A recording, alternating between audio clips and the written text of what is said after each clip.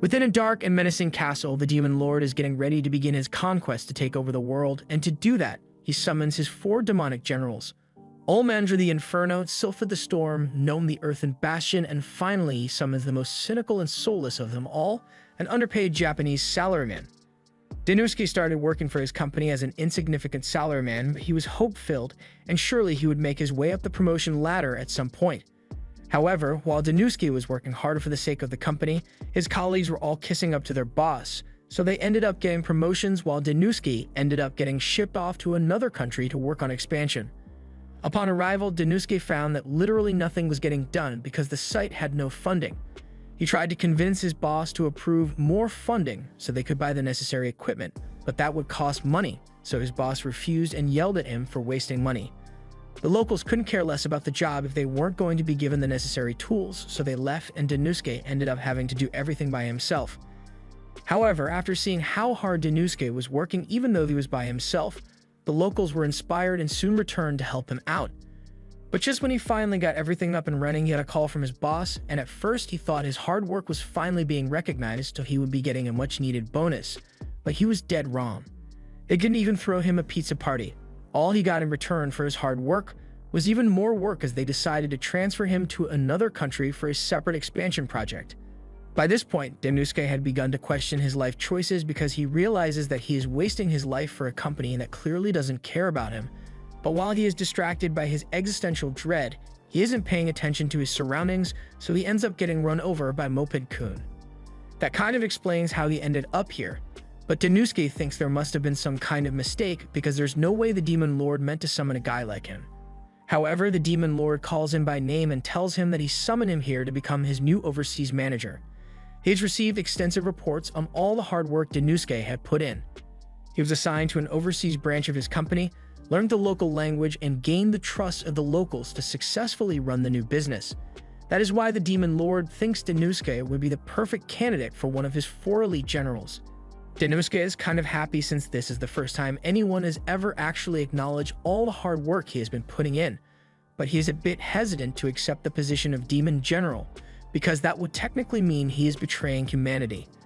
However, the Demon Lord mentions that the position will come with full workers' benefits, and all of a sudden, Denouski doesn't think joining the Demon Army is such a bad idea anymore. On top of that, the Demon Lord actually respects workers' rights, so he won't force Denouski to accept the position if he doesn't want to. All this makes Denouski really want to join. When he thinks about it, he remembers how he was always treated like trash back in his old company, and he doesn't think trash like him deserves to have such an important job, so he is about to reject the Demon Lord's offer. But before he does, the Demon Lord yells that he can't let the way he was treated at his former company dictate his worth. That place was run by obnoxious and selfish managers who only cared about themselves, so they would never pay attention to all the work Denouski was putting in behind the scenes. But the Demon Lord won't make that mistake because he is well aware of how valuable Denouski is as an employee. So will he choose to go back to his old company and be treated like trash once more, or will he stay here and help build the Demon Army?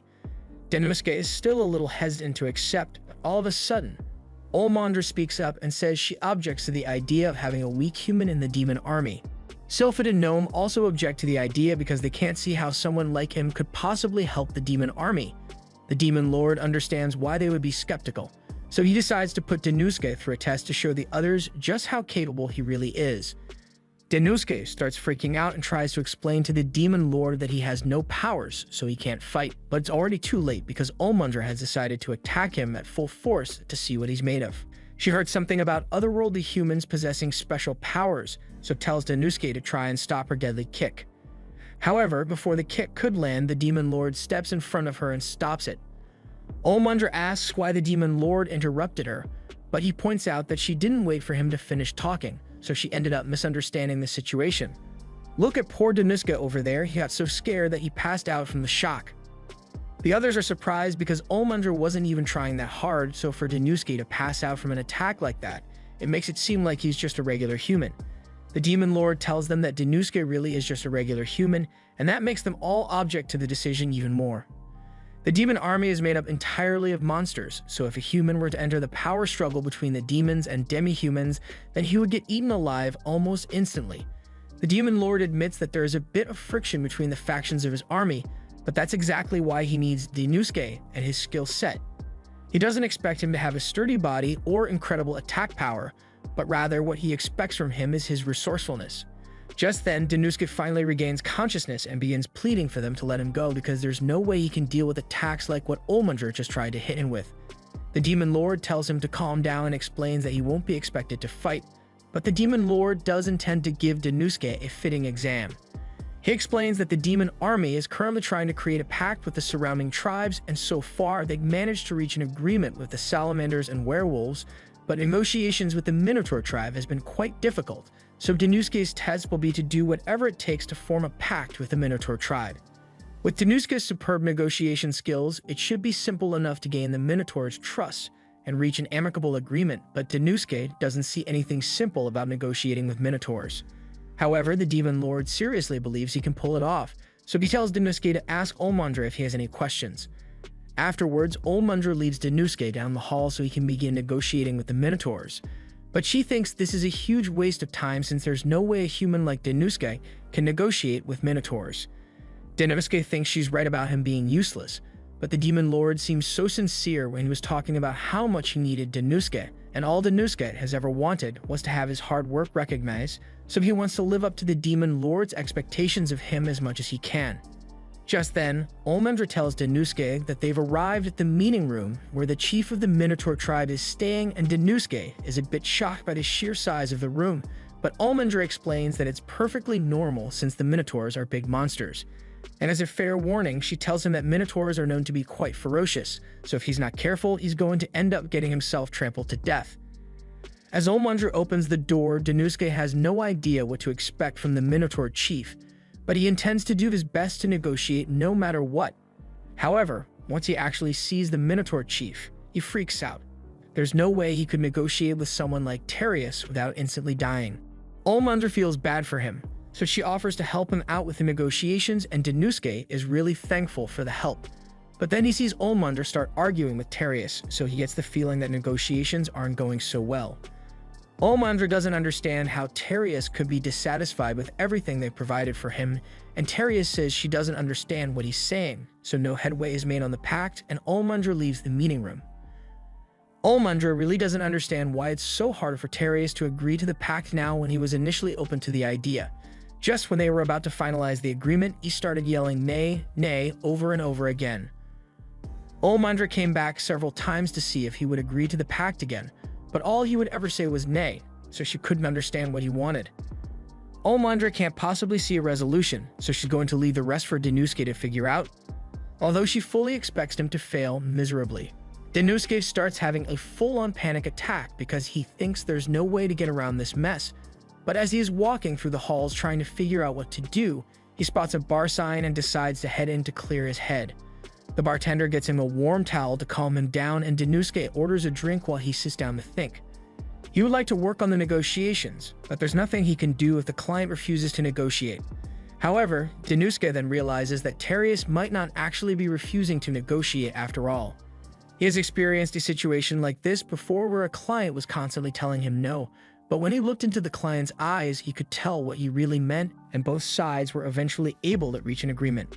He now knows what he needs to do, so he finishes his drink and heads outside to do what businessmen do: negotiate. Meanwhile, Olmundra is back in the Demon Lord's throne room giving a report about her conversation with Terius, and it didn't lead to any meaningful breakthrough, so she doesn't think Daisuke will be able to achieve anything either, especially since he just arrived in this world today, but the Demon Lord still has faith in him, so he tells her to wait and see what Daisuke can accomplish. She doesn't understand what the Demon Lord sees in Daisuke, but she decides to go check up on him to see if he's alright, and when she does, she finds him in the process of stuffing several bags with hay.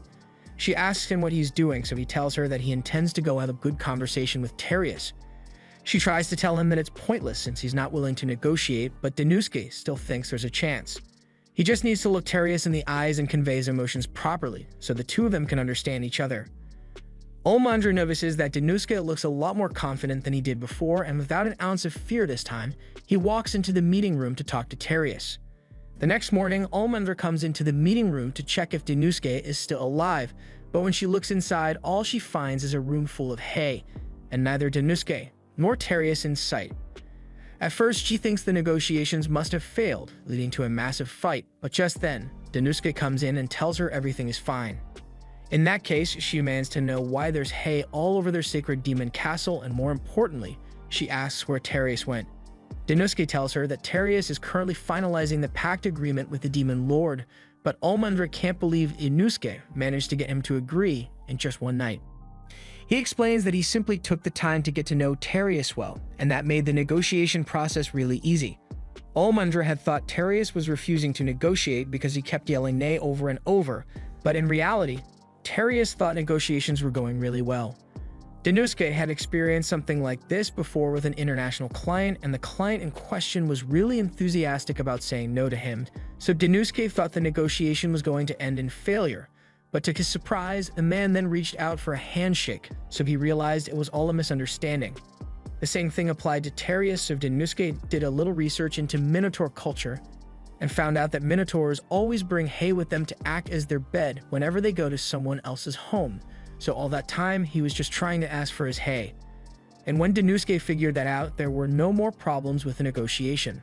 Now, Allmundra realizes that she had misunderstood Terius and left him in that room to sleep on the cold floor, so she feels really bad. But Terius tells her it's alright since it was an honest mistake and shakes her hand to show that there are no hard feelings. As Terius is leaving, the Demon Lord comes up to Denouske and Allmundra and asks Allmundra if she now understands why he wants to add Denouske to their ranks. Allmundra admits that Denouske really is skilled when it comes to negotiating, and since he passed the Demon Lord's test, the Demon Lord officially makes him one of his 4 generals and puts a bracelet on his arm as a symbol of his position. And as a sign of her new respect for Denouske, Allmundra formally introduces herself to him and says she looks forward to working with him as a new friend. Denouske is finally starting to settle into his role as one of the demon generals, and it's nice that he's got his own office and a supportive boss, but this place is still going to take some getting used to. Since he is officially one of the demon generals now, he thinks he should formally introduce himself to the others, so he heads to Sylphid's room and knocks on the door. To his surprise, a girl answers the door and asks what he wants, so Denouske tells her he's here to introduce himself to Sylphid.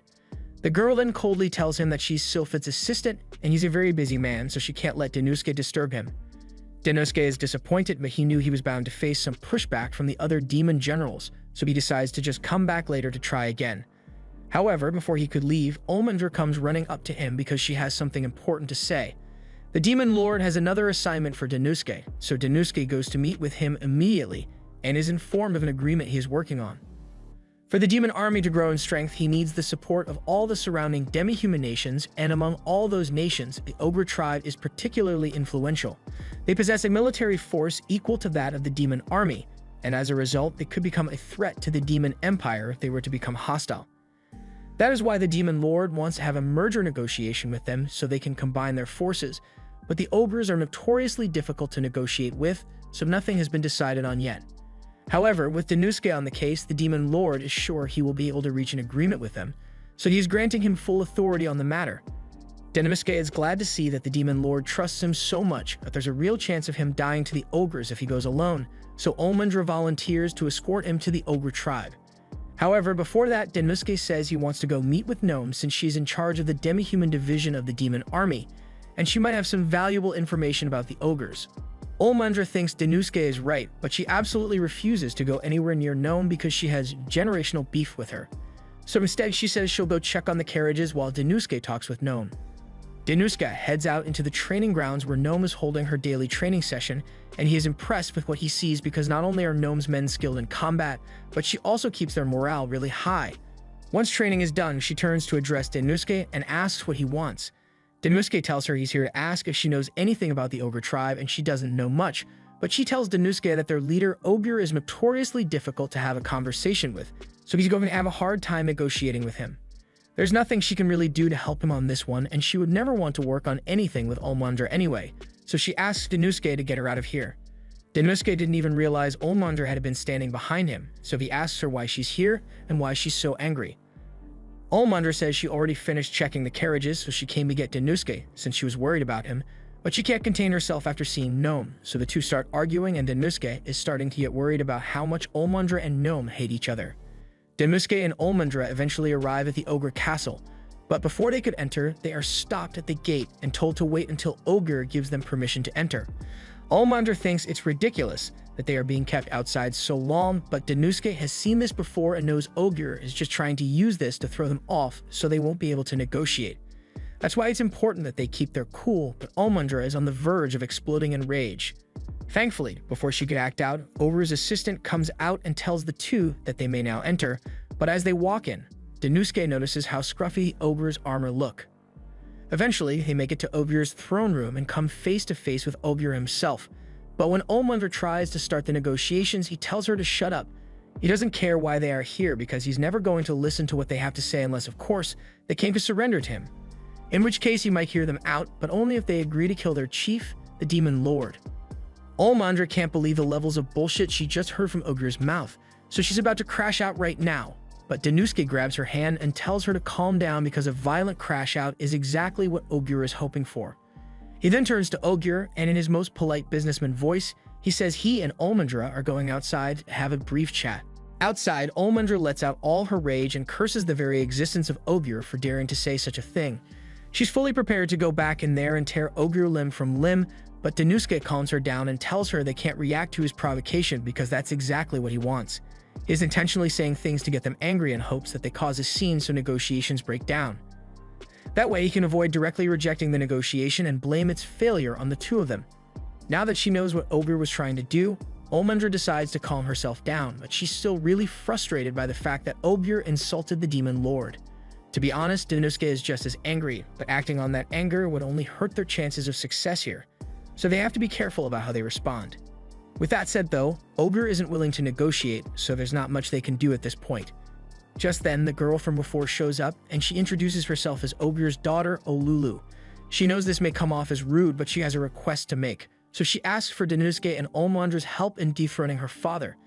She leads Danuske and Allmandr to an empty room and explains that this is the food cellar, and as they can see, it has no food.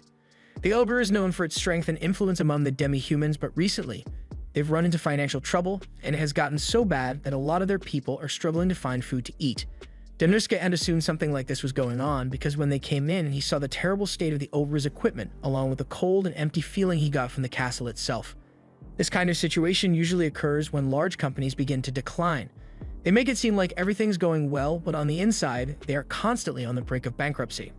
That's exactly what's going on with the Ogier tribe, and Olulu believes that the only way to rebuild it is to rely on the demon army's help. However, her father refuses to listen to her, and on top of that, he is currently sick. They've been trying to keep this fact hidden, which is why they had Allmandr and Danuske wait outside while they prepared him for the meeting, but his condition just keeps getting worse, and soon he's going to pass away. If Ogier were to die with things as they are now, it would be the end of their tribe, so she pleads with Danuske to help her. Danuske says he understands her concerns, but he also scolds her for sharing such vital information. As the daughter of the chief, she needs to be more careful about the people she trusts, but Olulu can tell that Danuske is a good person. She's pretty confident in her ability to discern the nature of people, which is why she told him about the situation, and now she asks Danuske to help her save the Ogier tribe by marrying her. After hearing this, Danuske freaks out and Allmandr begins burning with rage, but Olulu is serious about her proposal. All the Ogiers in her tribe are as dumb as rocks, so the only way for Olulu to ensure the prosperity of the demon army is for a smart guy like Danuske to marry her and become the new chief. Danuske tries to talk Olulu out of making any rash decisions, but Olulu is convinced this is the only way to save the Ogier tribe, so she's willing to make their marriage official immediately, but Allmandr doesn't let that happen. Later that night, Danuske is sitting in his office and wondering how he's going to get himself out of this mess because Ogier refuses to negotiate with him, and Ogier wants to marry him. He can't afford to fail on his second assignment for the Demon Lord, so he decides to go to the bar in his head so he can clear his thoughts. However, this time he's not alone because Danuske's imaginary version of Allmandr is sitting at the table next to him, arguing with the bartender about which is cooler, gorillas or lions. Realistically, a gorilla is moping the floor with a lion any day of the week, but Allmandr counters saying lions are cooler because a group of lions is called a pride. As soon as Danuske hears this, he snaps out of his trance and he now has a foolproof idea of how to handle this. First thing the next morning, Danuske calls Allmandr outside and he apologizes for waking her up so early, but he needs her help so they can go do some negotiating. But for Danuske's plan to work, they need to go somewhere else first. And if all goes well, then Ogier is the one who will be begging for a negotiation meeting. One week later, Danuske and Olmundra are called into the chief's throne room, just like Danuske had planned, and Ogier looks pretty mad. He just found out that all the surrounding tribes formed an alliance with the demon army over the past week, and he wants an explanation. A week ago, Danuske told Olmundra about his plan to recruit the smaller tribes first instead of trying to convince Ogier. It shouldn't be too hard because, just like the Ogre tribe, the other tribes are struggling with a food shortage, so they can be swayed by the promise of support. Olmundra understood Danuske's plan, but she didn't expect it to work so well by forcing Ogier into negotiations. Danuske's strategy was based on something he had to do when he was selling a product back on Earth.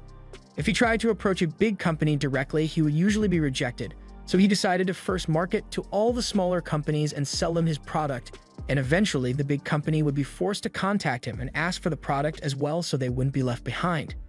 Similarly, if all the surrounding demi-humans joined the demon army, then the prideful chief wouldn't let that go without a response. For now, Danuske plays dumb and acts like he simply offered to form an alliance with the smaller groups because they were struggling to survive and needed the support of the demon army. But that makes Ogier even angrier since he never agreed to any negotiations. Everything is going according to plan because now that Ogier has lost his cool, he is much more susceptible to Danuske's negotiation tactics. Danuske then starts explaining that the alliances weren't formed by him alone because he had help from Olulu. Ogier can't believe that his own daughter would betray him like this, but she tells him that it was necessary for the sake of their Ogre tribe. The only way out of their current situation is to rely on the demon army's aid, and as much as he may not want to admit it, times have changed. He has grown old and is currently sick, so they need to join the demon army if they are going to survive. Just then, Danuske chimes in and offers an alternative to Ogier. Instead of joining the demon army, they could form an equal partnership. To be honest, Danuske just made that shit up because he hasn't changed anything about the deal. But if he says it's an equal partnership, then the proud Ogre chief is bound to be more willing to accept. As expected, Ogier doesn't seem opposed to the idea, but he asks them to give him some time to think it over. A couple of days later, Olmundra comes running into Danuske's office to tell him the good news. She tells Danuske that Ogier has just agreed to the alliance with the demon army, and that's great news. But right now, Danuske has more important things to worry about. The Demon Lord told him to pick out an assistant for himself, so he has spent the past few days looking through applications to find the right person. Honestly, he wishes he could just pick Olmundra since she's so reliable, and Olmundra misunderstands this to be Danuske's way of proposing, so she gets a little embarrassed. Just then, there's another knock at the door, so Danuske goes to check who it is and finds Olulu there. She tells him she's here to act as a representative from the Ogre tribe for their alliance with the demon army, and she's incredibly grateful to him for his help since her father has become a lot more diplomatic ever since their encounter. She says she is willing to do anything to show her gratitude, and since she said anything, Danuske asks her if she would like to become his personal assistant. Olulu is more than happy to take the job, but Olmundra is jealous, so she refuses to look Danuske in the eye and reminds herself that they are rivals, so she can't be friends with him. Danuske has no idea why she suddenly started acting so strange, but that aside, this has been a good month for him since the demon army has grown quite a bit. But whenever there's growth, there's also increased risk, so everyone needs to keep their guard up. A couple of days pass and Danuske is working in his office as usual when Lulu comes in and tells him she has reached an agreement with the bear tribe like he asked her to. So as long as he meets their conditions, they will support the demon army. Danuske is glad to hear that things went well with the bear tribe, but there's something else Olulu wants to tell him. She heard that Danuske is going to be rewarded for all the hard work he has been putting in, and the award ceremony is going to be held soon. So she'll tell him about it after his lunch break is over. Danuske has no idea what he's going to be awarded, but with how the Demon Lord treats him, he can be sure that it will be better than a pizza party. Just then, Olmundra comes into Danuske's office with some lunch for them to share as they always do. But while Danuske loves eating with Olmundra, he hates the fact that the only food available in the demon army is bland porridge. He understands that there are limitations to the logistics of feeding an entire army, but he still wishes he could at least have some meat to go with the porridge. Olmundra hears Danuske complaining and she has the perfect solution, so if Danuske wants meat, then they are going to go get it from the source. Danuske really doesn't like the idea of going hunting just so he can eat some meat, but that's not the only reason Olmundra brought him out here. She actually received a request from the demi-human tribes living nearby, asking her to exterminate a magical beast that has been attacking them in this forest. So far, 5 orcs have been killed by this thing, and Danuske thinks that's terrible, but Olmundra sees it differently. It's perfectly natural for the weak to be eaten by the strong, and normally it would be the orc tribe's job to defend themselves from any threats like this. But the beast in question is far too strong for them to defeat, and Olmundra can't let the orc tribe be slaughtered, so she agreed to handle it for them. Speaking of which, Olmundra notices some mushrooms growing under a tree, and from what she was told, all the orcs who got eaten were attacked while picking these mushrooms, since they are a valuable ingredient. Therefore, the magical beast must be camping somewhere around here, and if they wait long enough, then it's sure to attack. Evidently, they didn't have to wait long since the boar shows up behind them almost immediately, so Olmundra tells Danuske to run for cover while she handles this. She jumps into the air and heel kicks the boar's face into the ground. But in retaliation, the boar starts using its horns to throw rocks at Olmundra, and although she can easily dodge them, Danuske can't, so he's freaking out. The boar starts smashing through trees and is heading straight for Danuske, but before he could get hurt, Olmundra lands a clean punch to the boar's stomach. From what he can see, it's clear to Danuske that Olmundra is strong, but so far, none of her strikes have been fatal. It wouldn't matter if this was just a regular fight, but right now their goal is to hunt this thing, so what she's lacking is killing power. The boar has sharp tusks to attack with, so a single mistake on Olmundra's end would be fatal. However, her blows only cause blunt force trauma, so she's going to end this quickly. Then Danuske thinks she needs a weapon. He was right about Olmundra's blows not being strong enough to kill this thing as she is now, but she's been holding back so far. She doesn't like using her true power because it takes a long time to recover from the effects, but she won't be able to kill this thing otherwise. The boar tries charging at her again, but this time Olmundra is able to stop it with one hand. She could easily kill it with a single punch right now, but that might ruin its meat, so instead, she picks it up and snaps its neck. Now that the boar is dead, Olmundra tells Danuske they can eat meat now, but honestly, Danuske's lost his appetite.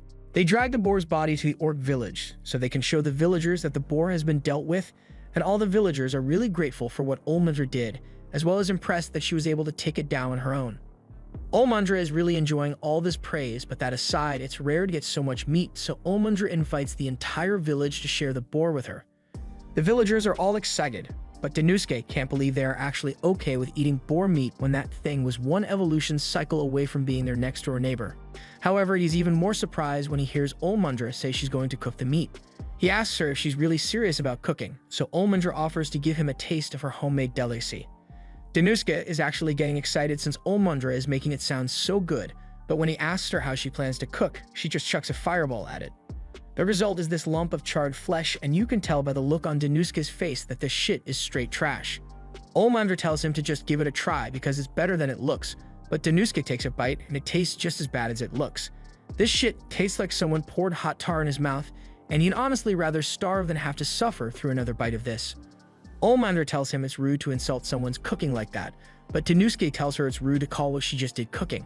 He has been enduring the culture shock of living in a new world so far, but this is too much for him to handle, so he asks if everyone can let him handle the cooking from now on. Once Danuske is done cooking the meat, Olmundra takes one bite and realizes this actually tastes amazing, so she asks Danuske what he did. He explains that first he soaked the pork in water to get all the blood out, and then he slow roasted it over a fire to remove all the excess fat in there. And finally, adding it to a soup helps get rid of any bad smells. He offers to teach the villagers if they want to learn, and the villagers are glad that one of the demon generals is being so thoughtful, but Olmundra doesn't think it's necessary for someone as high-ranking as Danuske to spend time teaching villagers how to cook. Danuske tells her she's wrong because his job is to improve the demon army, and a big step in the development of any civilization is their culinary advancement. It's natural for people who eat meat often to figure out different ways to improve the taste, but because meat is so rare here, no one can afford to experiment with it. In other words, this country is poor and lacking in knowledge. It sounds harsh when he puts it that way, but Olmundra can't argue since he's correct. This country is mostly barren, and compared to the surrounding nations, is pretty weak, but that's exactly why they have to work hard to make a change as part of the Big Four. Since they are done here, Olmundra suggests that they should return to the castle, but Danuske doesn't think that's a good idea since it's already dark out. However, Olmundra tells him it won't be a problem since she can illuminate their path with this fireball. She is really proud of her magic prowess since it's an ability unique to demons, and Danuske is quite impressed. It also makes sense why demi-humans who can't use magic train day in and out to become effective fighters, while demons like Olmundra can rely solely on their magic, but he thinks Olmundra could stand to improve her combat techniques a little. For instance, even though her attack power rises dramatically when she uses her true power to transform her body, it takes a while for her body to recover afterwards, so he suggests that she should bring a weapon with her to help with combat next time. He also suggests that she should wear armor that covers more of her body, but after he says this, Olmundra stops dead in her tracks and puts out her light. She understands that Denouske may be right, but his focus on efficiency is insulting to her, so she's way too mad to be around him right now. She ditches Denouske in the forest, and Denouske is left wondering why she got so mad, but before that, he's almost guaranteed to get eaten if he stays out in this forest, so he runs back to the orc village for safety. The next morning, Denouske meets with the Demon Lord to give a report on the mission, and the demon congratulates him on his success. But he heard that Olmundra returned last night, while Denouske only arrived this morning while being escorted by the orcs, so he wants to know if something bad happened between him and Olmundra. Denouske breaks down and says he's not worthy of being one of the demon army's generals. The Demon Lord tells him to calm down and explain what happened, so Denouske tells him everything. The Demon Lord can tell that Denouske inadvertently offended Olmundra, but what's important now is that they make amends for the sake of the demon army, so he officially orders Denouske to find a way to make up with Olmundra. But that's easier said than done. He recalls how proud Olmundra was when she said that demons are the only ones who can use magic, but there has to be more to it than that, so he starts reading a demon history book to see if he can figure something out. He soon finds a chapter talking about how a toned physique is essential for a demon's magic power, which is why demons take great pride in their bodies and often wear extremely revealing clothes. Denouske now understands why Olmundra got so upset, because when he told her that it would be more efficient to wear armor that covers her body more, he was basically rejecting her pride as a demon. But even if he knows the reason she got mad, he has no idea how he's going to repair their relationship. Meanwhile, over in the castle, Olulu has just finished chopping up the firewood for the day, and she's about to go handle her next task, but she is shocked to see a menacing wall of death in front of her. Olmundra is really upset about what happened with Denouske, so when she sees Olulu, she runs to her, crying that Denouske hates her and refuses to praise her body.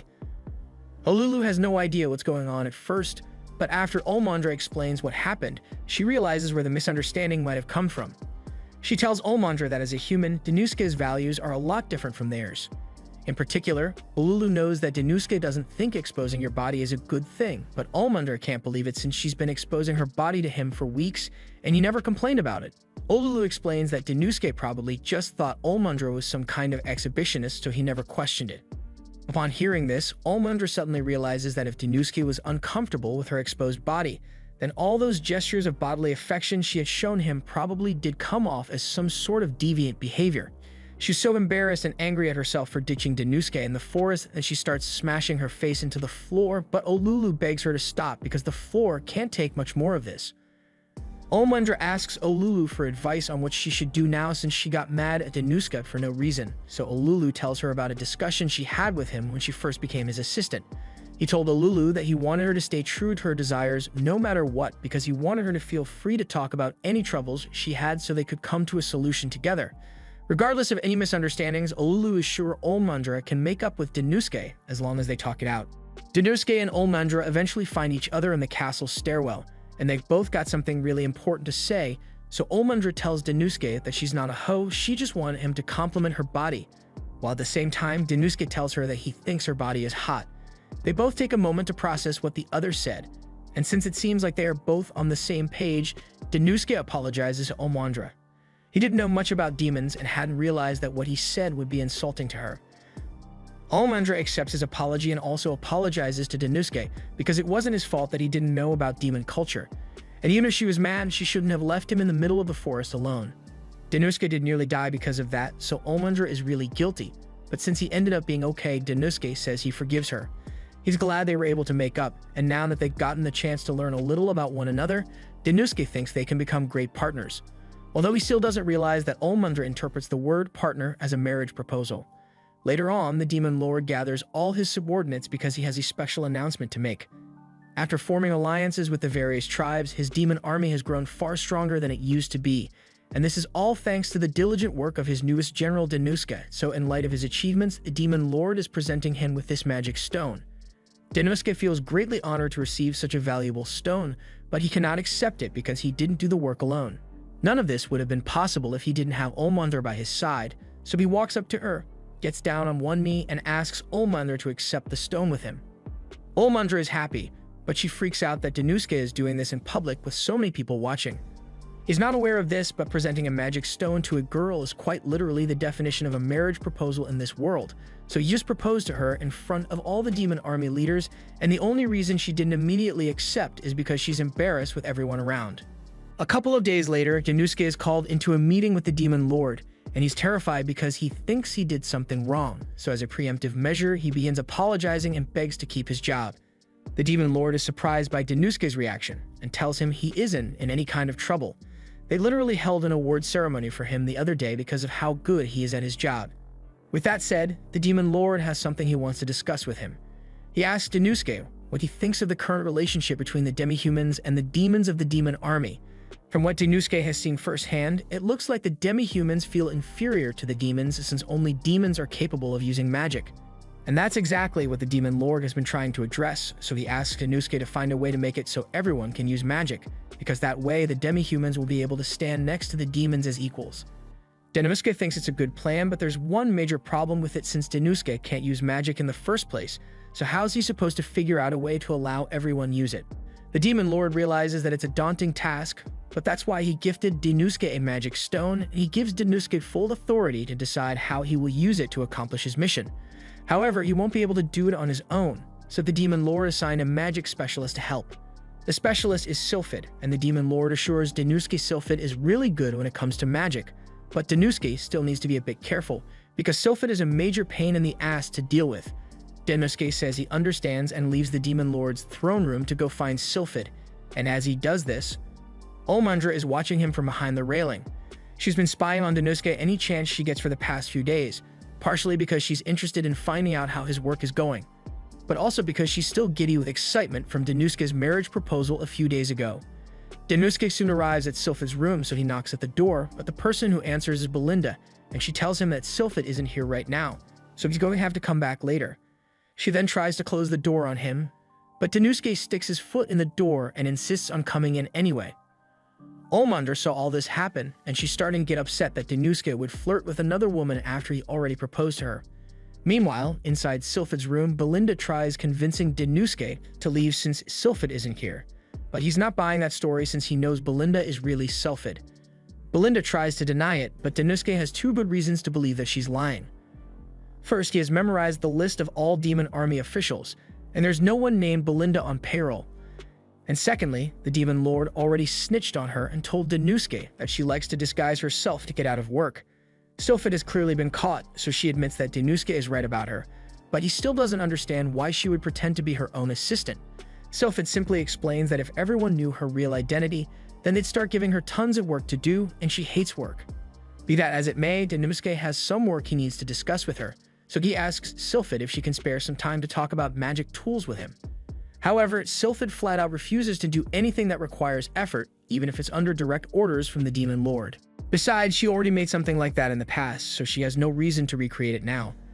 Denouske has no idea that Sylphid had tried making magic tools in the past, and since he seems pretty interested, she decides to let him see her invention. She pulls out an object and informs Denouske that it is made of a mineral base that allows magic to move through it easily, with pieces of magic stone layered on top of it. With this setup, it can be used to cast all types of magic, and that sounds exactly like what Denouske is looking for, so he asks Sylphid if he can have permission to mass produce it. Sylphid tells him he's free to do what he wants, but this prototype costs 50 million to make, so he's going to need one hell of a financial scheme to fund mass production. After all, the device requires high-level magic stones to be used in its construction, so of course it would be costly to make. Denouske is still shocked after learning how expensive these things are, and he now understands why Sylphid never put these into production, but he simply can't let himself give up yet, so he asks her if it would be possible to reduce the number of spells the device can cast. From what Sylphid told him, the device requires high-level magic stones to allow it to cast several different types of magic, so he suggests limiting it to a single spell. Sylphid is intrigued because she had never thought of it that way, and after a little thinking, she confirms that limiting the device to one spell would significantly reduce the cost since low-level magic stones could be used in production instead. She's really impressed that Denouske was able to come up with that idea in such a short amount of time, and it just so happens that he has a magic stone on hand, so he asks Sylphid if this will work. Sylphid is starting to get invested in this idea, and since they already have all the necessary materials, she's ready to begin work right away. But she needs an assistant to help, so she drags Denouske down into her basement and she doesn't plan on letting him sleep at all tonight. Meanwhile, outside Sylphid's room, Olmundra is starting to get suspicious and wonders what Dinusuke could be doing in Sylphid's office with a woman so late at night. The next morning, we see Dinusuke sitting on the basement floor, barely conscious due to a lack of sleep.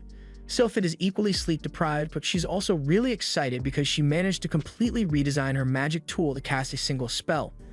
Now this thing can be mass-produced for a fraction of the cost of the old model, and it's all thanks to her genius.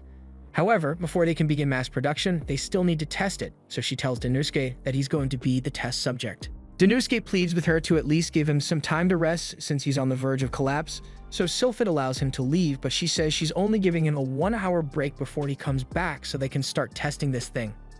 As Dinusuke heads back to the front door, he's about to open it, but before he could do anything, Olmundra barges in and demands to know what Dinusuke has been doing all night.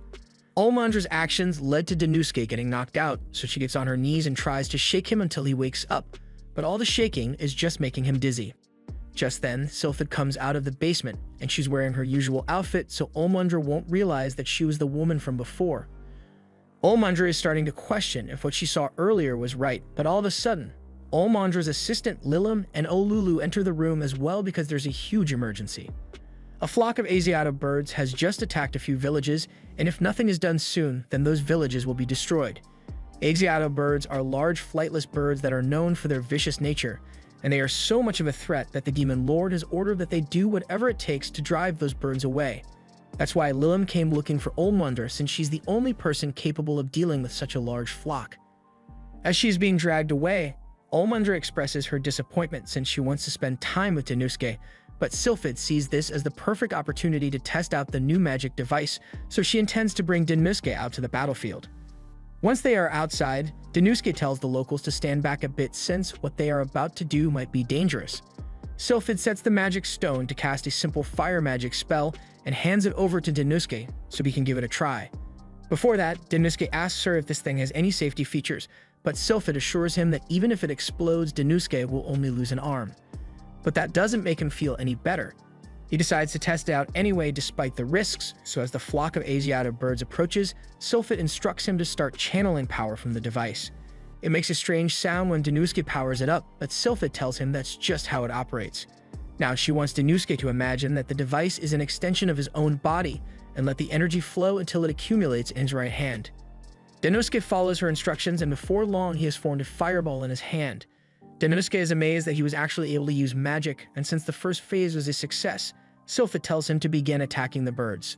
Dinusuke isn't sure if this will work, but he throws a fireball at one of the birds anyway, and it obliterates it. Slyphid encourages him to keep going until he has taken care of all the birds, so Dinusuke continuously chucks fireball after fireball, and for the first time since he came to this world, he feels like he's really strong enough to win a fight. However, that feeling of power is short-lived because in the next moment, the magic device burns out, so he can no longer use magic. One of the birds closes in on Dinusuke and is about to kill him, but before that could happen, Sylphid raises a barrier around him. Dinusuke tries using the device again, but this time, it just seems to be slowly attracting the birds instead of allowing Dinusuke to use magic. Slyphid takes care of the birds that were coming after Dinusuke, and then she asks him why he isn't using the device to cast magic anymore, so he shows her the crystal, and it's clearly been overloaded. It looks like low-level magic crystal aren't enough to maintain the device after all, so this experiment is a failure. For now, they did manage to drive the birds away, so the villagers celebrate by making a pot of stew with the bird meat. While Dinusuke is getting a bowl of stew, Sylphid is over by the tree, playing with one of the demi-human children. Dinusuke comes over and expresses his surprise because he was under the impression that all demi-humans were strong, but he had no idea that some of them were this weak. Sylphid agrees with him, but even though they are weak, demi-humans like them are still very kind, and it reminds her a bit of her past. Sylphid was born into a merchant family of elves, but things went wrong and she ended up getting kicked out. She then lived as a wanderer for a while until she was welcomed into a village of demi-humans. The demi-humans were extremely kind to her, but none of them could use magic, and because of that, they lived in poverty. Sylphid wanted to help them, so she set out to invent a device that would allow them to use magic, but along the way, she got distracted and forgot her original reason for all of this. She turns to Dinusuke and tells him that her goal as a researcher is to help people, so they need to make this project a success no matter what, especially since more of those birds are bound to attack this village again. Dinusuke thinks about it for a minute, and he comes up with a great idea, so he asks Sylphid if she can make more of those magic devices by tomorrow morning. Since she already created the designs, it shouldn't take long to make more, but she won't be able to make any improvements to the design without her tools. Denouske tells her she doesn't need to make any improvements since what he's trying to do will work with the current design.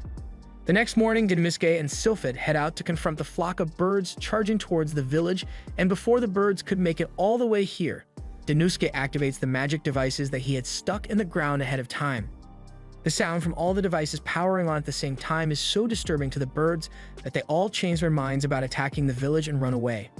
And best of all, since no actual spells were ever cast, the magic stones in the device will last for a very long time, meaning they can keep the remote villages safe while also saving on costs. The Demon Lord is greatly pleased with the innovation the two of them achieved, so he commends them both and asks Sylphid to begin mass production of the magic devices so they can be distributed to all the villages that need them. A little while later, Denouske meets up with Sylphid to thank her for all her help because he never could have achieved this result on his own. Similarly, Sylphid thanks Denouske for his help because he got her excited about her research again and reminded her that she's doing this to help people. She is truly grateful, so she tells him that if he ever needs help with something, he can come ask her. And before she leaves, she gives him a magic device she made especially for him. The other ones could only handle 10 spells at max, but this one can handle at least 30, so it should help him if he ever finds himself in danger. Denouske then returns to his office and he is more motivated than ever to get his paperwork done, but before he could even start, he gets knocked out when Olmundra comes barging in. She just heard about the whole research assignment with Sylphid, and she wanted to apologize to him for thinking he was flirting with another woman even though he proposed to her. But then she sees him unconscious on the floor, so she rushes to his side to see if he's okay. Later on, Denouske invites Olmundra out on a shopping trip, and Olmundra was so nervous about it that she went to Olulu to ask for some advice. Being asked to go shopping with him could mean only one thing, so Olmundra is certain that Denouske asked her out on a date. And since that is the case, she plans to pull out the big guns to impress Denouske. Olmundra intends to wear nothing but this bikini to showcase as much of her body as possible, but Olulu tells her that might not be such a good idea. Denouske would be uncomfortable with that much exposure, so it might be a better idea to go with something a little more conservative. Olmundra followed Olulu's advice, and thankfully, Denouske seems to really like her outfit, so she thinks this date might go well and her relationship with Denouske might go to the next level. Unfortunately, this is Denouske we're talking about, so the only reason he called Olmundra out to go shopping was because he wanted to research the market. And Olmundra is seriously bummed when she realizes this isn't a date after all. She's practically burning with anger, but she still wants to help Denouske out, so she asks him what kind of research he is conducting. Denouske explains it is always a good idea to get the opinions of the locals because it might give him a different perspective and help him improve the demon army. Although for now, he says he just wants to enjoy the scenery with Olmundra, which catches her off guard, but this is still not a date though.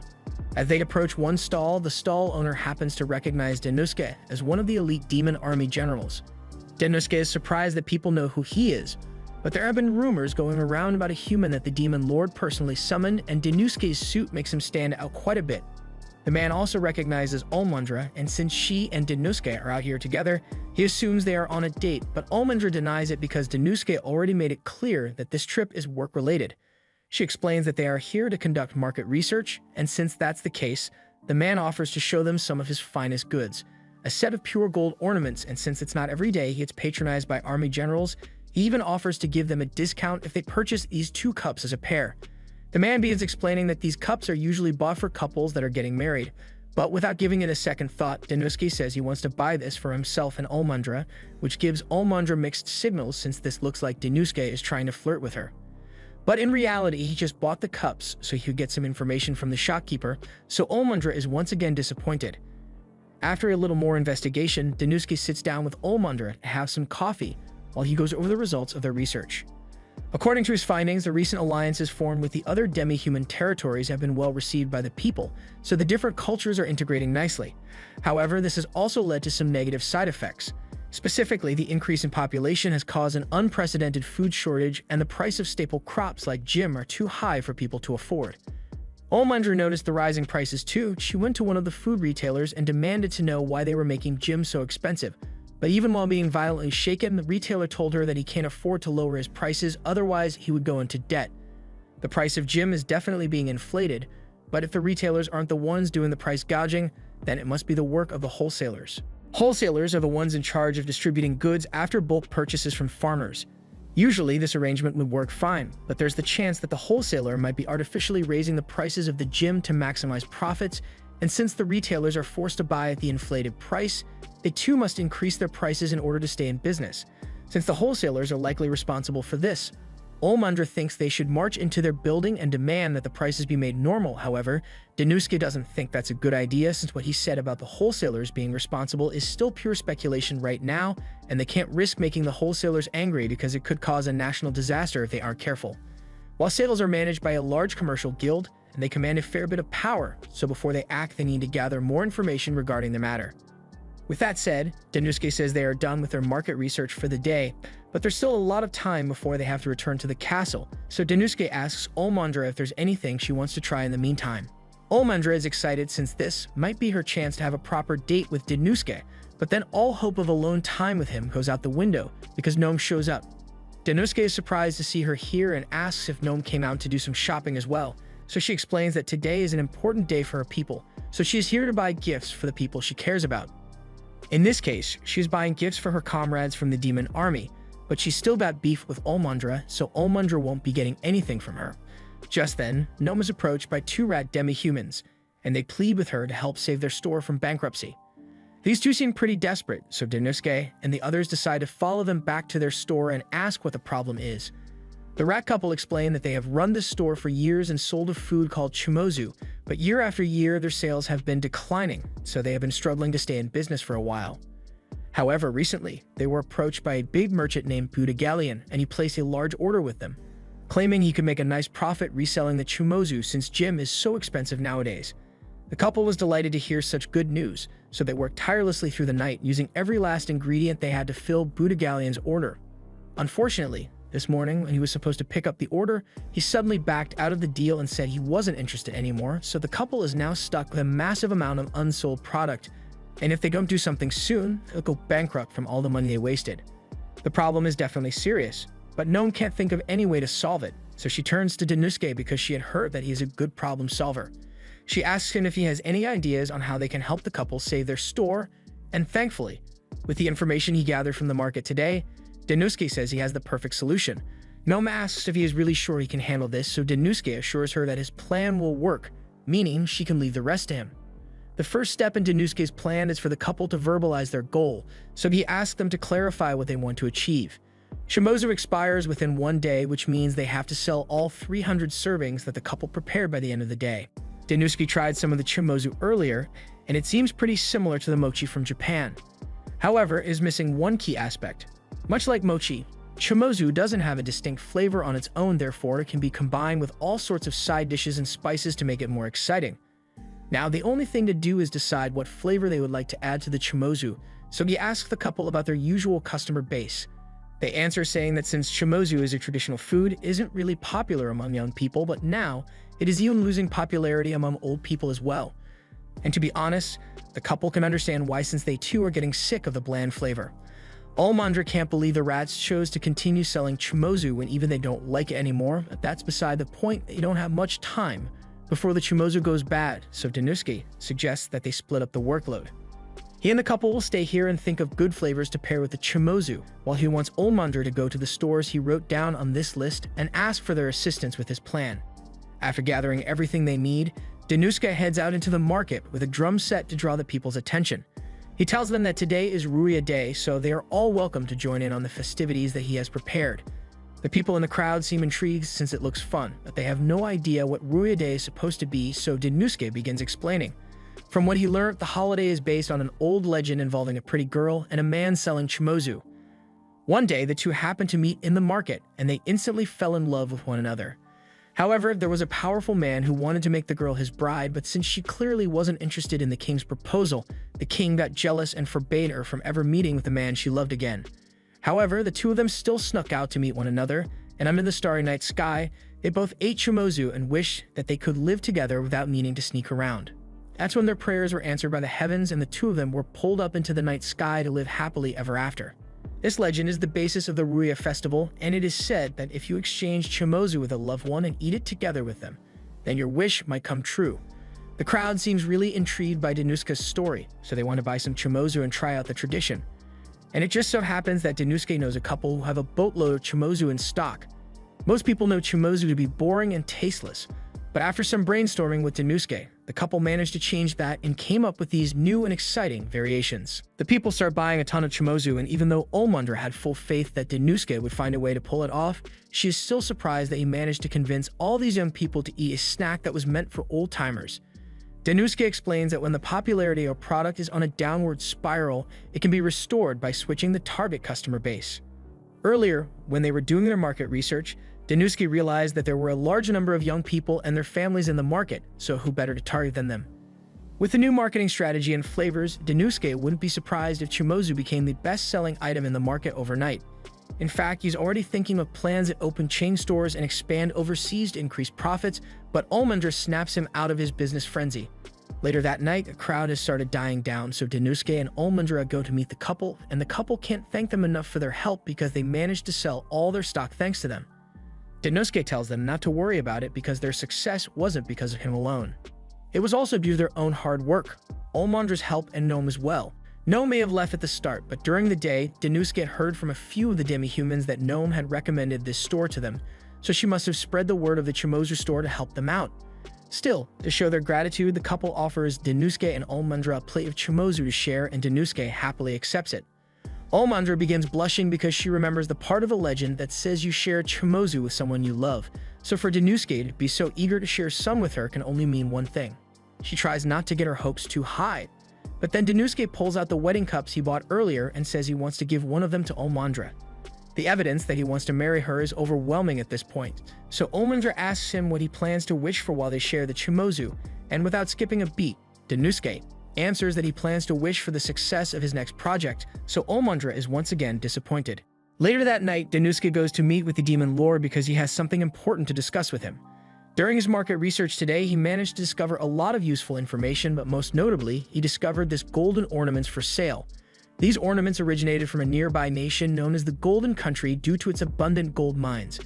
So if the Demon Lord plans to expand the demon army, Danusuke suggests that they should establish trade ties with the Golden Country. The Demon Lord thinks this is a great idea, so he says they will begin trade negotiations as soon as possible, and he knows the perfect thing to trade. He pulls out one of the magic devices and says they will trade these with the Golden Country, but Danusuke doesn't think that is a good idea since the magic device is technology that only the demon army possesses, so they shouldn't sell it off so easily. However, the Demon Lord sees it differently. No matter what they do, the technology will eventually be stolen by outsiders or replicated, but something that can't be replicated is personnel. So as long as the Demon Lord has talented individuals like his 4 generals around, he is sure they will be able to create even greater magical devices in the future. He gives Danusuke permission to handle all negotiations on the matter, but he also warns him to be careful because the king of the Golden Country is a formidable man. The day soon comes for Danusuke to begin the negotiations, and he is getting ready to travel to the Golden Country to meet with the king. Before he sets out, Olmundra meets him by the carriage, and she suggests coming along since she's worried Danusuke might get into trouble. But this negotiation is meant to be his first solo mission, so he says he has to do it on his own. Olmundra understands that he wants to do this on his own, but she warns him that the king of the Rampage Country has a really short temper, so Danusuke needs to be careful about how he talks to him. For example, the king once fed a merchant to a crocodile because he kept trying to sell him a carriage extended warranty, and upon hearing this, Danusuke is starting to get worried as well. He still has to go though, so Danusuke's carriage sets out, and as he leaves, Olmundra shouts words of encouragement and reminds Danusuke to stay away from the Golden Country's women. After a long journey, Danusuke finally arrives in the Golden Country known as Rampage, and it is as lively as the rumors say.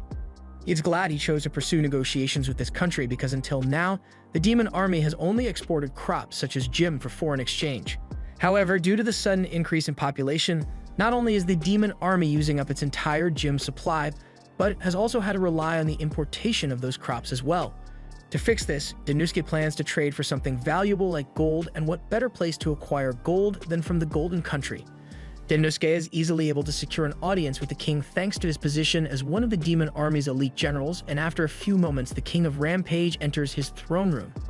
Danusuke lowers his head to greet the king and begins introducing himself, but the king already knows everything there is to know about him.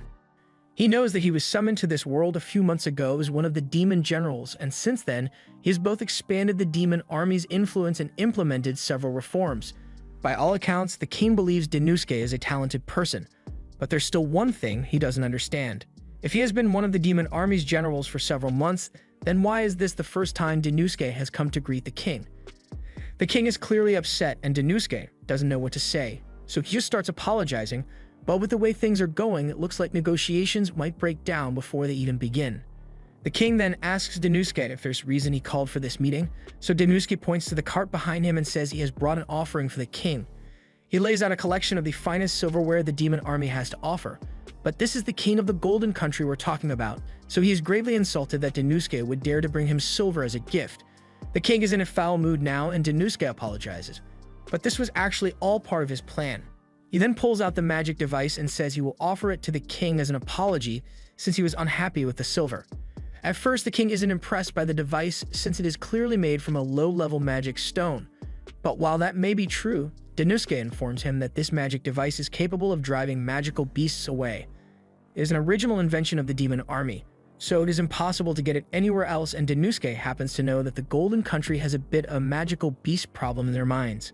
The king doesn't deny it, so Danosuke goes on to explain how he heard about the rock golems that terrorize the mines, interrupting the work of miners and forcing the king to hire a dedicated mine defense force. However, with these magic devices, he could completely eliminate the need for a defense force, while also ensuring the safety of the miners and increasing productivity. He then shows the king a small collection of rosmarines and tells him that these will be his offering for today, but if he thinks they would be useful, then he is welcome to purchase more from the demon army. The king finds Danosuke's proposal intriguing, and he would definitely like to buy more, but only if Danosuke can prove that what he said about the magical devices is really true. With a snap of his fingers, the lights go out and the king's pet crocodile is released right next to Danosuke. If Danosuke is telling the truth about the magic devices, then the king believes he should have no problem driving the croc away. This is a terrifying way to test someone, and Danosuke is internally freaking out. But he is also confident in the performance of the magic devices, so he holds up one of the devices up and activates it to scare the crocodile away. The device works, but as the crocodile moves away from Danosuke, it sees the king and decides to go after him instead. Danosuke sees this and tries to use one of the devices to shoot a fireball at the crocodile, but it turns out that Danosuke's help wasn't necessary because the king easily strikes the croc down and turns into ash. He is impressed that the magic devices really do work, but he is also impressed with Danosuke as a person.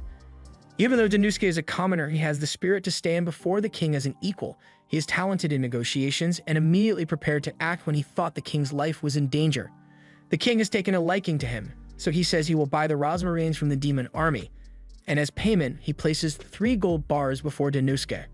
With this amount, Danosuke says the demon army can prepare 200 units within the next month, but the king is an impatient man, so he says he is only giving them 1 week to prepare the units. And as compensation for the shortened time frame, he brings out several tons of gold.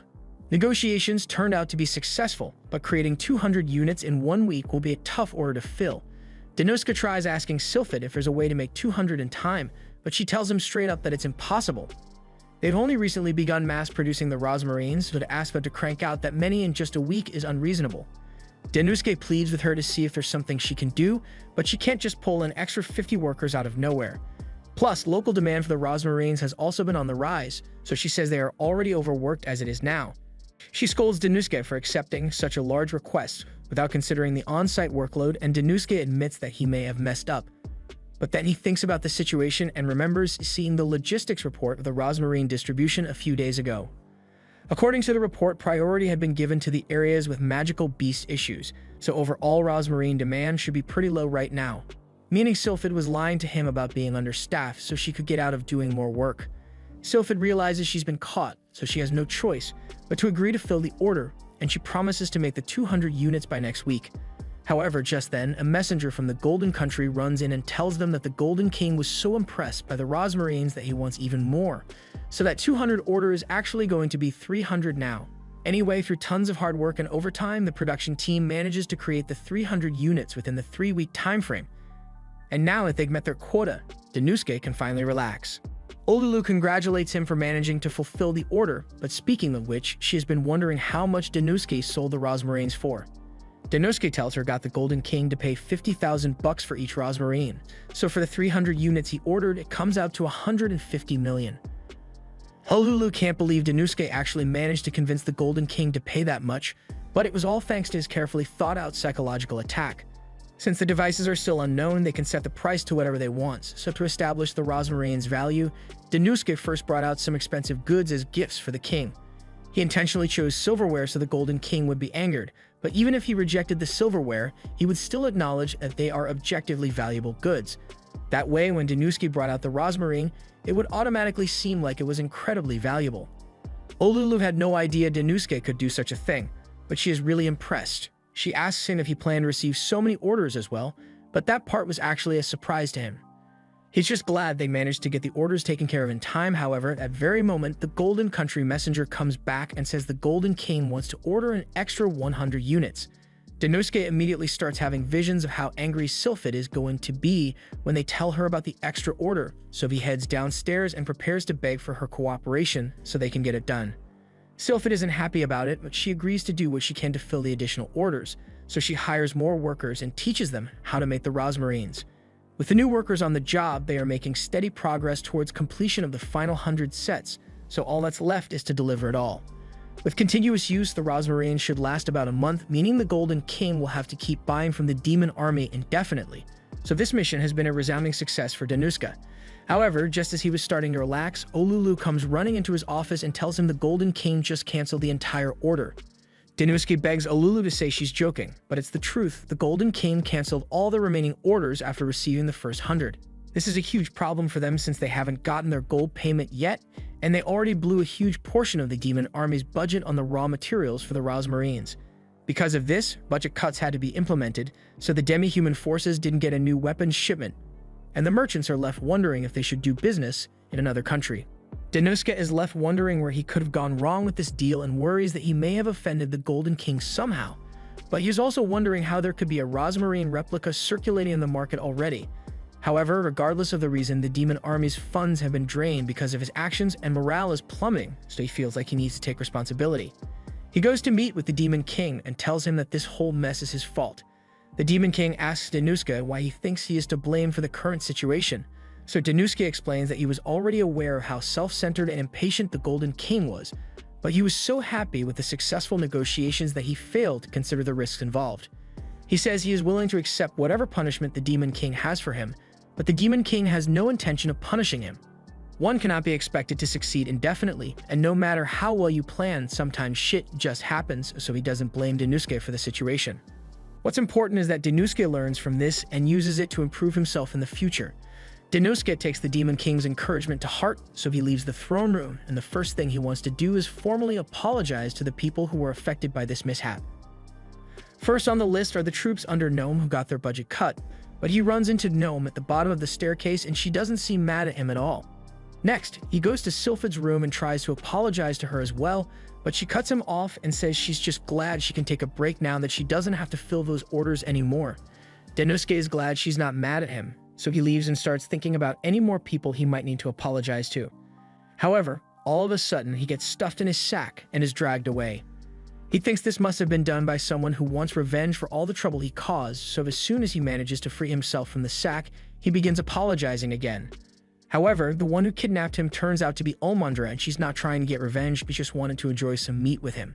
The two sit down together, and Danuske asks her if she's trying to cheer him up, and Olmundra gets all flustered, but she admits that that's exactly what she's trying to do. Danuske thanks her for being so considerate, and Olmundra realizes this might be the perfect time to score some relationship time with Danuske, so she starts scooting closer to him.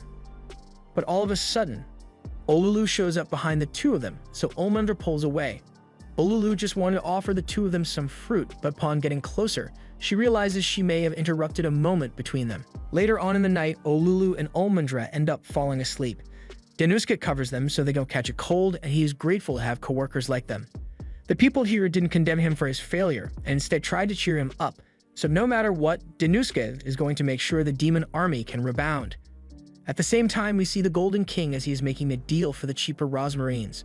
Since these are truly just as effective while costing only half the price, the Golden King didn't hesitate to switch suppliers, but he is curious as to how Budagalion managed to acquire the rosmarines. However, Budagalion says that's a trade secret, all with a smile on his face that means he definitely did something illegal. Now that Danuske has come to terms with the situation, he starts trying to develop countermeasures, and the first step is to figure out how counterfeit rosmarines flooded the market. The counterfeits were presumably created in less than a month, but none of it makes sense to Danuske since it would take ages for someone to reverse engineer the rosmarines and figure out how to make one. The only plausible explanation is that someone sold the rosmarines acquired from the demon army without permission. The demon army distributed rosmarines all across the nation, but only to areas that suffer severe monster attacks, and the people there wouldn't risk their safety for a quick profit. All of a sudden, Olmandra bursts into Danuske's office and tells him that the rosmarines that were distributed within the kingdom are reportedly ineffective, so now he has more than one problem to deal with. He and Olmandra head to one of the villages that reported the ineffective rosmarines, and the place has been completely ransacked by magical beasts. Neither the village's chief nor Danuske understand how something like this could have happened, since the rosmarines are meant to keep all magical beasts at bay. But when Danuske starts digging into the ground to see if there's something wrong with the rosmarines they bury here, he discovers a major problem. It's not there. He and the others check all the other spots where the rosmarines were hidden, and sure enough, every single one of the rosmarines is missing from its spot. This revelation leads Danuske to believe that someone is stealing the rosmarines, but he needs to confirm it before he can take any action. So he asks Olmandra to help him map out all the villages which have filed complaints about missing rosmarines. After a little planning, Danuske takes Olmandra out late at night to do some investigation, but she doesn't understand why they came to this particular village, since no complaints have come from here. Just then, Danuske sees some movement in the field, so he tells Olmandra to stay quiet while they stay hidden behind this tree. They watch as two suspicious people run around and eventually pull one of the rosmarine out on the ground. But just as the suspicious people were about to start leaving, they are confronted by Danuske and Olmandra. This is exactly what Danuske had suspected, and it explains why the counterfeits had the same quality but were sold at such a low price. Someone is hiring thieves to steal the originals so they can be resold, and since all the goods are stolen, the mastermind behind all this can sell the rosmarines for insanely low prices while still making a large profit. Danuske asks the thieves to tell him who their employer is, but the thieves don't plan on giving him any information, and one of them lunges at Danuske with its claws out. Luckily, Olmandra comes to Danuske's defense and knocks the thief out. The other one tries to attack her as well, but he gets knocked down as well, so the two thieves realize they stand no chance and start running away. Olmandra is about to chase after them so they don't get away, but Danuske tells her there's no need since the rosmarines they just stole are bombs. Figuratively. The following day, Budigalion receives the stolen rosmarines, and as planned, he presents them to the Golden King as requested. The Golden King is greatly pleased with Budigalion's work since he prepared a product just as good as the demon armies, and did so at half the price. He even managed to make dozens of rosmarines in one night, which shouldn't be physically possible, but the Golden King isn't going to think about it too much. He praises Budigalion for being such an excellent merchant, and Budigalion accepts the praise because he prides himself on doing whatever it takes to make his customer happy. If it wasn't clear by now, Budigalion is a very wealthy merchant, but he's not an honest one. He earned all his money by buying things cheap and selling them at expensive prices, which normally wouldn't be that bad, but he's really shady about the way he conducts his business. When he first heard about the Rampage Kingdom forming a contract with the demon army, Budigalion immediately knew this would be a great opportunity to make a quick profit, so he got his hands on one of the rosmarines and tried to have his craftsman reverse engineer it so he could create his own. But unfortunately, his craftsman told him it was too complex to recreate, so Budigalion naturally moved on to the next best option. He stole the rosmarines directly from the demon army. Of course, what he did is very illegal and immoral too, but as long as Budigalion gets his gold, he doesn't care what he has to do. He leaves the Rampage Kingdom with his cart full of gold, and a few days later, he returns with more stolen rosmarines to sell to the Golden King. But to his surprise, as he approaches the front gate, he is stopped by the guards. The guards tell him that the Golden King has issued an order for his arrest, so they grab Budigalion and bring him to the king's throne room. Budigalion doesn't understand what's going on and asks the king why he was forcefully brought here. So the king pulls out one of the rosmarines that Budigalion sold to him on his previous visit and crushes it because it's a fake. All the rosmarines Budigalion brought were fake, so he wants an explanation. Budigalion can't believe it and tries to assure the king that it is a misunderstanding because he would never try to pass off faulty goods to a man like him, but the king's patience is thinner than my hairline, so Budigalion isn't going to be able to talk his way out of this one. To make matters worse for him, there's someone else here who has something to say, so Danuske walks out from the shadows and introduces himself to Budigalion. Budigalion is even more nervous than he was before because he has heard the rumors about Danuske the demon army general, and he is absolutely terrifying. It is said that he had the power to bend the Minotaurs and other powerful demi-humans to his will, and has achieved many of the things in just a few months. Without a doubt, he's the most fearsome person in the demon army, so Buda is terrified by what Denuske must have in store for him. Denuske begins his statement by explaining that someone has been stealing the demon army's rosmarines recently, and he has reason to believe that Buda is the one behind it. That is why, to put a stop to the theft, Denuske had this developed. A perfect replica of the rosmarine. At first glance, it is identical to a real one, but it doesn't actually do anything though. Its design is so good that even the king couldn't tell that it was a fake, and Denuske has Sylphid to thank for the flawless design. After he realized that someone was stealing the rosmarines, he went to her to ask for help creating the rosmarine replicas. Sylphid initially refused since something like that would require a ton of work, but Denuske seemed pretty desperate, so she said she would do it, but in exchange for her work, she wanted him to get her a cake. After Sylphid was done making the fake rosmarines, Denuske used the map of village to figure out which village the thieves would likely target next, and went there ahead of time to set trap. Sure enough, thieves showed up and stole the fake rosmarines, but with that said, it's strange that Buda is in possession of those same fake rosmarines. Buda realizes he's majorly screwed because all this was part of Denuske's plan to expose him, and he's doing it in front of the Golden King too, so there's no chance of Buda escaping. No matter how he looks at it, his odds of survival aren't looking good, so Buda uses his last resort and starts begging for his life. He apologizes to the king for his actions, but he says he was only stealing the rosmarine so he could give the king the best deal possible, so he didn't know it was wrong. He's aware of how dumb that argument sounds, but it doesn't matter as long as it gets the king to spare his life. But unfortunately for Buda, mercy isn't one of the king's strong suits, so he declares that he is sentencing Buda to death. He uses his powers to create a lightning cage around Buda and then drops one of his gators from the ceiling for a midday snack. Buda screams in terror as he sees the hungry gator approaching him, and as he is slowly being attacked by it, he tries to flee, but there's nowhere to go. Hopelessness starts to set in as Buda comes to terms with the fact that he will die here. His final thought before he dies is of his children, and how he won't be able to take care of them anymore once he's gone. However, as the gator is about to chomp down on him, Denuske uses his personal magic device to shoot a fireball at the gator. The king is enraged that Denuske would dare to interfere with his execution. Denuske was involved in the situation, so the king graciously allowed him to be present and make his case against Buda, but that doesn't give him the right to interfere with state affairs. He asks Denuske if he is willing to take responsibility for his actions, but Denuske says he has a good reason for what he did, so he asks the king to hear him out. The king is even more enraged and unleashes his twin lightning dragons, but he is willing to listen to what Denuske has to say, so he lets him speak. First of all, Denuske makes it clear that he is not doing this because he cares about Buda, he is doing it solely for the benefit of the Golden King. He claims that if Buda is killed, then it will lead to the collapse of the Rampage Kingdom, but the king fails to see how a single dishonest merchant could be so important. However, when Denuske mentions the orange powder, it gets the king's attention. The Rampage Kingdom was formed thanks to its gold mines and has continued to thrive ever since, but in recent years the amount of gold has diminished, which is why it is important to extract as much gold as possible from minerals. And to do this, orange powder is used.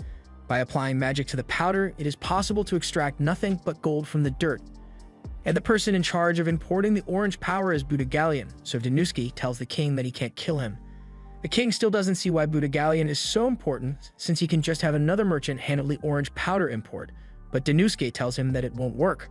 The orange powder is obtained from the country of Toki, and due to many civil wars over it, Toki is now restricting the export of orange powder altogether, so it would be impossible for a new merchant to get his hands on some.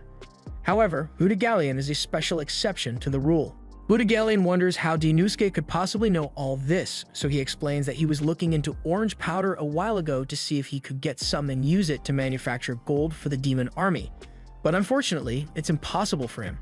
Anyway, back to Buda. During one of the civil wars in Toki, the people were running out of food and supplies because no countries were supporting them, and all the merchants had fled. But Buda continued to trade in Toki even though it had become an active war zone at the time, and because of that, Toki's economy managed to survive the war. That is why Toki, as well as several other countries, are indebted to Buda, so he has received special permission to trade certain restricted goods. Even if some of his methods might be shady, Denuske thinks it would be a shame to kill a merchant as skilled as Buda.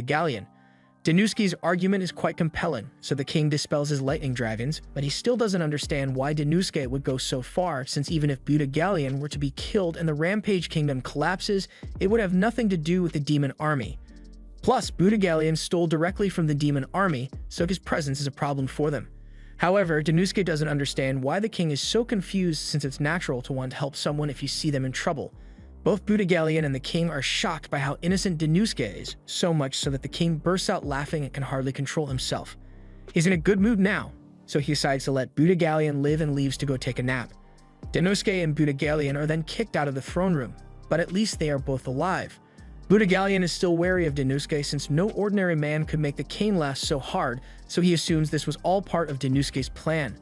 But in reality, Danosuke was quaking in his boots the entire time, so his legs are practically jelly now, and he needs help walking. Budagallion helps him walk, and the two head for the exit, but as they are leaving, Olulu shows up along with all the thieves that were working for Budagallion. But it turns out that they aren't just thieves, they are Budagallion's children. The girls are glad to see that Budagallion is safe, since they were sure the king would hurt him once the truth came out, but while he's glad to see them, he doesn't understand why the girls are here. Olulu explains that Danosuke asked her to find the girls and bring them here to see Budagallion. After the Chimozu incident with Budagallion, Danosuke did a little research on him, and at first he looked like a crooked merchant, but then Danosuke found out about how he took in a bunch of war orphans and raised them as his own. Anyone who would do that can't be all bad, so Danosuke couldn't help but want to protect him. Budagallion can't believe Danosuke went so far for him and his children, so he's really grateful to him. Later, before Danosuke leaves, he offers Budagallion a contract to sell the Rosmarines on behalf of the demon army. Budagallion is in disbelief because why would Danosuke offer him such an important contract when he already ripped them off once before? But Danosuke says he trusts that Budagallion won't do anything like that again. Plus, the demon army is pretty busy, so they don't have time to market the Rosmarines to distant places, which is why he wants Budagallion to do it. Budagallion is touched that Danosuke is willing to trust him after what he did, so he swears that he will change his ways and make sure Danosuke never regrets doing business with him. Now that the deal has been finalized, Danosuke turns to leave, but before he does, Budagallion informs him of a rumor he heard. It looks like the guilds in the demon army territory are becoming active. Danosuke and Olmandra later meet with the demon lord, and he is here to assign a pressing issue to them. The price of food in the nation has been on the rise recently, and it's starting to get so bad that the average citizen can no longer afford to eat. He wants Danosuke to find a solution to this problem at once, and Danosuke is more than happy to take on the task. He begins thinking about the issue and realizes that the high cost of food must be due to the guild controlling the supply, but he doesn't understand why the guild would do such a thing. Olmandra thinks the guild is doing all of this out of greed, so she offers to handle it and knock some sense into the guild officials, but Danosuke thinks it'll take more than that to solve the problem. Just then, the demon lord tells Danosuke he is dismissed, so he can leave to start working on the food situation, but he has a separate assignment for Olmandra because he needs her to head up north. Danosuke still doesn't know what motive the guild could have for increasing prices to such an extent, but if he wants to find out, then he's going to have to schedule a meeting with the guild master. A few days later, it is time for Danosuke's meeting with the guild master, so he prepares to head out, but as he is leaving, he is stopped by Sylphid, and she looks a lot different than usual. He asks her why she's dressed like that, so Sylphid says she's going to accompany him to the guild, but while she's in this outfit, she wants him to refer to her as Belinda. A certain clan of elves currently holds officer positions within the guild, so she figured it would be easier for Danosuke if he had an elf with him during his discussions. Danosuke thanks her for her concern, but he doesn't think she needs to worry about him since he's going as a representative of the demon army, so there's no way the guild wouldn't take him seriously. Well, they arrive at the guild, and just as Belinda feared, they aren't being taken seriously because they end up being left to wait for 4 hours before the guild master actually comes outside to meet them. And when he finally does come out, the guild master, Viper, just says he forgot about them and shows no remorse whatsoever for making them wait. Danosuke is willing to overlook it, but Belinda isn't so forgiving, so she gets up in Viper's face, and now that he gets a good look at her, he recognizes her as his sister. He and Belinda are siblings, but they haven't seen each other in years since Belinda got exiled from her family years ago, and honestly, Belinda had hoped she would never have to see Viper's ugly face again, but since they are here, she tells him that Danosuke has business he wants to discuss. Danosuke is stunned to find out that Belinda is related to Viper, but that's a matter to discuss later. For now, he tells Viper that he wishes to purchase some grains from the guild because the current supply is too low. Viper feigns ignorance of the issue, but he says that if Danosuke wants him to sell more food to the demon army, then he is going to have to get down on his knees and beg for it. Now, most people with self-respect wouldn't even consider going through with it, but years as an underappreciated salaryman have erased all pride from Danosuke's body, so without hesitation, he falls to his knees and begs Viper to sell him the food. Viper is shocked that he actually did it, and he finds Danusuke amusing, so he apologizes for joking around too much and says he will sell him some food. However, he is selling it at 50,000 gold for one bag of gym, which is ludicrously unreasonable. But he tells them that if they don't want to pay his price, then they don't have to buy it. He then turns to leave, but before he does, he gives Danusuke a little friendly advice. He's way too careless with his pride because groveling like that in front of others will eventually turn him into a mockery. There's nothing more Danusuke or Belinda can do, so they leave the guild, but once they are outside, Belinda is still mad and suggests they should burn the whole place down along with Viper, but Danusuke thinks that might be going too far. Belinda doesn't understand how Danusuke can be so calm after he was humiliated in there for nothing, but for Danusuke, getting down on his knees isn't enough to hurt his pride, so he doesn't mind what happened. He's honestly still in shock that the guild master turned out to be Sylphid's younger brother. Sylphid decides to give him the full backstory and explains that she was born into an elven merchant family, but since elves have a hard time procreating, it is common for them to interbreed with other species. Sylphid herself is a cross between an elf and a fairy, while Viper is a cross between an elf and a lizard. As a result of this interbreeding, the children are often born with characteristics of their mixed species, so there are some who become obsessed with gathering wealth and fame, and that obsession led them to burn down the elf village and sell their own brethren into slavery for profit. Sylphid was so disgusted by their behavior that she left the Lord Penthouse, and since then she has had nothing to do with them. But now that she knows her scumbag brother is involved with the guild, there's no way she's going to let him go unchecked. Danusuke understands how she feels, but he wishes she would have at least given him a chance to talk to Viper before starting an argument with him. That aside, Sylphid asks him what he plans to do now, because there's no way they can afford the ludicrous price that Viper set. Danusuke starts trying to think of a good plan of action, but just then, he's approached by a little girl, and she begs him to save her from the Lord Pent family. The girl's name is Naya, and she tells Danusuke that she's being forced to work for the Lord Pent family, so she wants his help exposing the evil deeds they have committed. Danusuke takes a long, hard look at the girl, and then decides to help because she's cute, but before that, he wants to buy her some proper clothes. He takes Naya to a store and picks out a purple dress for her, and you can tell that he's having fun, but Sylphid is starting to get suspicious that Danusuke is into little girls. Moving on, Danusuke asks Naya if she's willing to act as a whistleblower against the Lord Pent family, and she confirms it, so Danusuke takes her to a restaurant so he can listen to her story. According to what Naya says, the Lord Pent separated her from her family and forced her to work for the guild master. There are any other people like her who are forced to work for very little pay, and is certainly bad, but Danusuke asks if she has any other information she can give him. Naya also tells him that there have been rumors spreading through town about a calamity approaching which will make it hard to buy food. However, all the rumors are being circulated by the guild to scare the people. This way, the guild can raise their prices and the people will still buy it. Additionally, the guild also bought a lot of the existing gym supply and are limiting access to so they can maximize profits.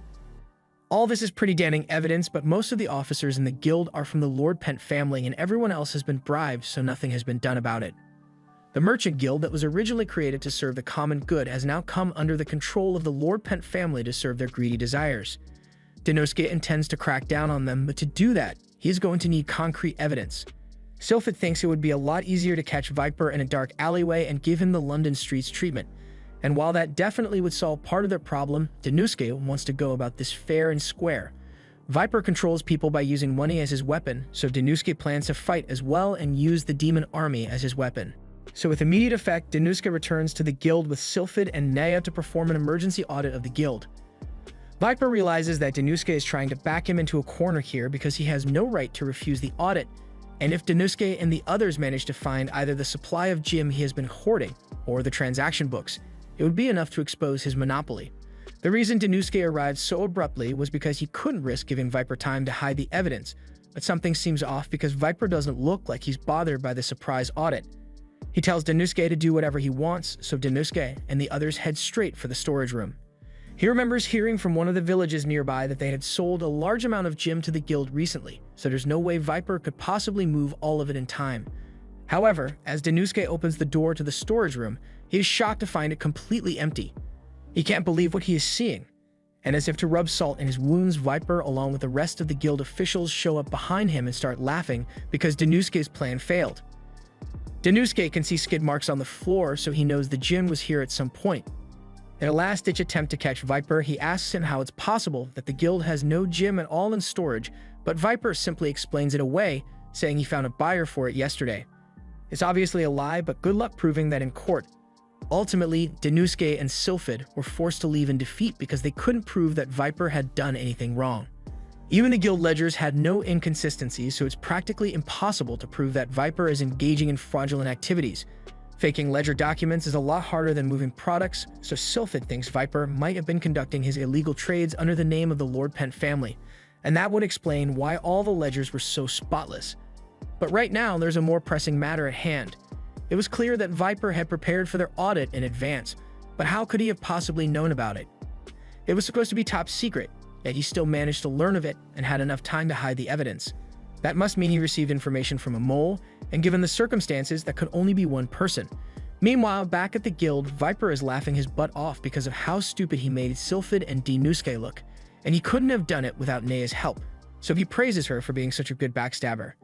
Nea thanks him with a deadpan expression on her face because she was just doing as she was instructed, but she's a bit curious as to how Viper managed to hide all that gem, so she asks where he put it.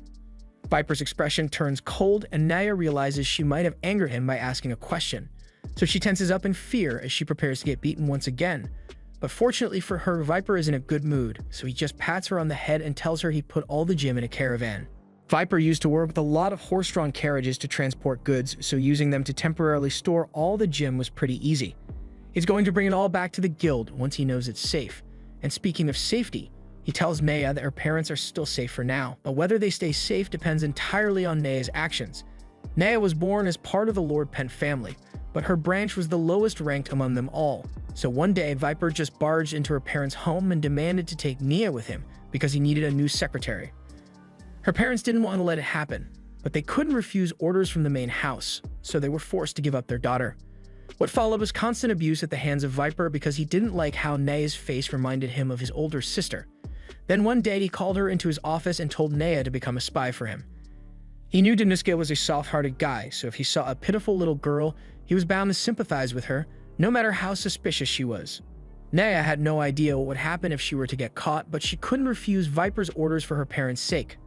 That afternoon, Danosuke takes a stroll through town, and he is disheartened by all the gloomy and hungry people he sees around, so he needs to do something about it. He is so deep in thought that he doesn't notice Olmunder standing right in front of him. She eventually manages to snap him out of it, and Danosuke is surprised to see her because he thought the Demon Lord sent her on a mission in the north. Olmunder says he's right, but she just got back and she brought back some souvenirs too. She was sent up north to deal with some wyverns that were terrorizing the villages there, and wyverns are huge, deadly creatures, so it wasn't easy. She managed to take out 30 wyverns altogether, and she brought them back with her as trophies of her victory. Danosuke thinks about what Olmunder just told him, and it gives him a great idea, so he tells her she's amazing. Olmunder blushes a little from Danosuke's compliment, but Danosuke has already started working on logistics. 30 wyverns should be more than enough for what he is planning, so he has finally come up with a solution to their guild problem. This was the end of episode 8. Subscribe to not miss the next part.